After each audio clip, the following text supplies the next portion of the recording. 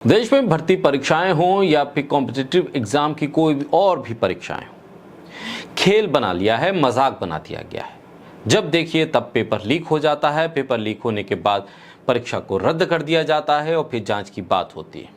फिर अगला पेपर होता है, फिर पेपर लीक होता है, फिर परीक्षा को रद्द किया जाता है और जांच की बात होती है। ये तमाम प्रक्रिया ऐसे चल रही है कि मानो कोई सुपरविजन इस तमाम चीजों का कर रहा है। परीक्षा ढंग से हो इस बात का सुपरविजन नहीं, बल्कि पेपर लीक कैसे हो और उससे कमाई कैसे हो, किस तरह से छात्रों से पैसे लिए जाएं उस पेपर के एवज में, इसका सुपरविजन कोई कर रहा है। और जब भी बात जांच की आती है, अंदर खाने से तमाम अधिकारी, कर्मचारी, उसी भर्ती प्रक्रिया से जुड़े हुए लोग, एग्जाम कराने वाली एजेंसी, तमाम लोग भीतर से ही भीतर घात करते हुए दिखाई देते हैं।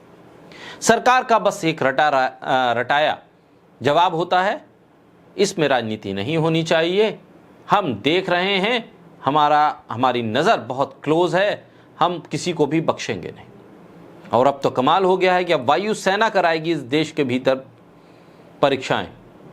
वो पेपर हर सेंटर तक पहुंचाने की जिम्मेदारी अब वायुसेना के पास होगी। इस देश के भीतर स्थिति यह है कि एक अदद भर्ती परीक्षा भी सरकार ढंग से नहीं करवा सकती। उसकी एजेंसी, उसका मंत्रालय, उसका विभाग नाकाम, नाकारा, निकम्मा निकलता है और सारी जिम्मेदारी अब सेना के हाथ में दे दी जाती है। तो फिर साहब, आपको क्यों चुना जाए नेता? आपको क्यों दिए जाएं वोट? वो मंत्रालय, वो विभाग किस काम का, जब हर काम सेना को ही करना है? क्या ये कोई ऐसा देश है जहां पर परीक्षा कराना जानलेवा साबित हो सकता है?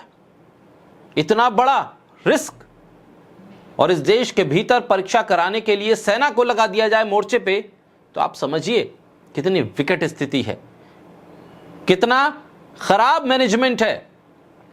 लेकिन इसकी जिम्मेदारी लेने वाला कोई नहीं दिखता। मंत्री महोदय कहते हैं कि हाँ, मैं बहुत परेशान हूं, मैं बहुत दुखी हूं, जिम्मेदारी सारी लेता हूं, लेकिन इस्तीफा नहीं दूंगा।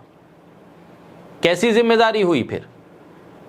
छात्रों का साल बर्बाद हो रहा है, परीक्षा देने के बाद वो खाली हाथ नजर आ रहे हैं, और मंत्रालय आपके पास है, आप जैसे काम कर रहे थे वैसे ही करेंगे, जितनी तनख्वाह मिलती थी उतनी ही मिलेगी। एक दिन की तनख्वाह भी आपकी इस एवज में नहीं काटी जा रही है कि आप नाकाम साबित हुए एक परीक्षा कराने के लिए। सारा दुख दर्द उस बच्चे के ऊपर है या उसके परिवार वालों के ऊपर? आप एहसान कर देंगे कि अगर अगली परीक्षा जो आप कराएं उसके लिए पैसे ना दें, पैसे ना लें। कह रहे हैं कि डीटीसी की बसें लगा देंगे, ट्रेन लगा देंगे, हवाई जहाज लगा देंगे, पेपर वायुसेना से भिजवा देंगे। पहले कहां थे आप? आप इस हद तक नाकामी के शिकार हो चुके हैं कि आपको सिर्फ हिंदू मुसलमान करने से फुर्सत ही नहीं मिलती। आपको लगता ही नहीं कि परीक्षा कराना भी कोई मंत्रालय का काम है, सरकार का काम है। आपको लगता है ऐसे ही हो जाएगा, पढ़े पढ़े ना पढ़े, परीक्षा हो या ना हो, कौन सी नौकरी मिलने जा रही है? अब छात्रों के भीतर, जिसे कहते हैं ना जेन जी, उनके भीतर वो जो कॉकरोच वाले, शायद वो उनके भीतर एक आक्रोश पनप रहा है। और ये झलक सोशल मीडिया पे तो देखने को मिल ही रही है। प्रयागराज, इलाहाबाद में देखने को मिली, जहां भर्ती परीक्षा को लेकर छात्रों के भीतर पहले से ही आक्रोश है। बेरोजगारी को लेकर छात्रों का प्रदर्शन पहले से ही है, उन्होंने प्रदर्शन किया है। परीक्षाओं में अनियमितता और बढ़ती बेरोजगारी के खिलाफ छात्रों का आक्रोश सड़क पर दिखाई दिया। सैकड़ों की तादाद में कॉम्पिटिटिव एग्जाम देने वाले छात्र सड़क पर उतरे, विरोध प्रदर्शन किया। प्रतियोगी छात्र संघर्ष मंच के बैनर तले कैंडल मार्च निकाला गया। इसमें बड़ी तादाद में छात्र पहुंचे।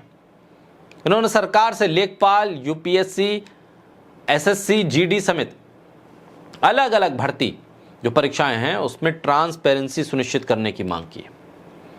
कैंडल मार्च कटरा के मनमोहन पार्क से शुरू होकर सुभाष चौराहा होते हुए आजाद पार्क तक जाना था। हालांकि छात्रों का आरोप है कि पुलिस ने उन्हें हिंदू छात्रावास से आगे बढ़ने की अनुमति नहीं दी। इसके बाद छात्र आजाद पार्क पहुंचे, जहां सभा हुई, आक्रोश व्यक्त किया गया, अपनी मांगों को दोहराया गया और बताया जा रहा है लगभग 2500 या 3000 के आसपास छात्रों ने वहां करीब 2.5-3 घंटे प्रोटेस्ट किया। नीट पेपर लीक और दूसरी जो कॉम्पिटिटिव एग्जाम में धांधली होती है उसके खिलाफ नारेबाजी हुई। धर्मेंद्र प्रधान जो शिक्षा मंत्री हैं, जो बहुत दुखी हैं, उनका इस्तीफा मांगा क्योंकि उनके कार्यकाल में सबसे ज्यादा परीक्षाओं में अनियमितताओं के मामले सामने आए हैं। बहरहाल किसी बड़े बीजेपी के नेता ने कहा था कि बीजेपी में इस्तीफे नहीं होते। बहरहाल जोर लगा लीजिए जितना लगाना है आपको। छात्रों का कहना है कि पेपर लीक और भर्ती प्रक्रियाओं में गड़बड़ी से युवाओं का भविष्य खतरे में आ गया। हिंदू खतरे में नहीं है, छात्र खतरे में है, उनका भविष्य खतरे में है, यह साबित हो रहा है। मेहनत करने वाले अभ्यर्थियों का परीक्षा प्रणाली और संस्थाओं पर से भरोसा उठता जा रहा है। उनका विरोध किसी एक परीक्षा तक सीमित नहीं है, बल्कि पूरे सिस्टम में सुधार की मांग अब छात्र कर रहे हैं। कई छात्रों ने कहा कि वर्षों तक कठिन मेहनत और तैयारी करने के बाद भी अभ्यर्थियों को निष्पक्ष अवसर नहीं मिलते हैं। बार बार सामने आ रहा है कि पेपर लीक, भर्ती घोटाला लाखों युवाओं की उम्मीदों को झटका लगता है। छात्रों ने सरकार से दोषियों के खिलाफ सख्त कार्रवाई करने, भर्ती प्रक्रिया को पूरी तरह से ट्रांसपेरेंट बनाने की मांग की। मोमबत्ती लेकर, तख्तियां लेकर, अपनी आवाज को बुलंद करते हुए, नारे लगाते हुए छात्रों ने अपनी मांगों की तरफ ध्यान दिलाने की कोशिश की। उन्होंने कहा कि यह आंदोलन और व्यापक होगा और बड़ा होगा। प्रदेश भर के छात्र और अभ्यर्थी जुड़कर बड़ा प्रोटेस्ट करेंगे। फ्लैश लाइट ऑन करके छात्रों ने अपना विरोध प्रदर्शन जताया। आपको याद होगा प्रधानमंत्री मोदी ने भी अभी जो चुनाव हुए थे विधानसभा के, उसमें फ्लैश लाइट ऑन करवाई थी दिन में, कहा था दिखाइए एकजुटता। अब छात्र एकजुटता दिखा रहे हैं फ्लैश लाइट ऑन करके रात के अंधेरे में।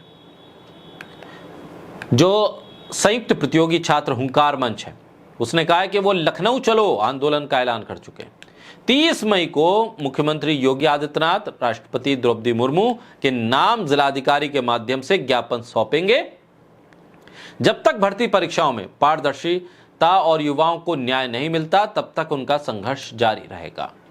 विपक्ष पहले ही कह चुका है ये सरकार नाकाम है, निकम्मी है और सरकार के हाथ में अब परीक्षा जैसे महत्वपूर्ण मुद्दे सही ढंग से व्यवस्थित नहीं हो पा रहे हैं, क्योंकि सरकार का फोकस ही नहीं है। वो सरकार का फोकस है चुनाव जीतना, वोट कटवाना, वोटर लिस्ट को आगे पीछे करना, हिंदू मुसलमान करना, मस्जिद, नमाज, सड़क, बाजार, दीवार, जिहाद, इस तरह के मुद्दों पर ज्यादा फोकस है। इसलिए उसको ही कंसोलिडेट किया जा रहा है, क्योंकि छात्र वोटर लिस्ट में शायद सरकार को लगता है कि उसके वोटर नहीं है, इसलिए परीक्षाओं पे ध्यान नहीं है। बहरहाल अब छात्रों का आक्रोश भी सामने आ रहा है। अब देखना होगा कि सरकार क्या अपनी तरफ से कदम बढ़ाती है। शिक्षा मंत्री का इस्तीफा होता है, नहीं होता है, कब होता है, जवाबदेही कैसे तय होती है, ये बहुत गंभीर और महत्वपूर्ण सवाल बनकर अभी भी खड़े हैं, जिसका जवाब आना अभी भी जरूरी है और इसका जवाब का इंतजार इस देश के लाखों छात्र अब भी कर रहे हैं।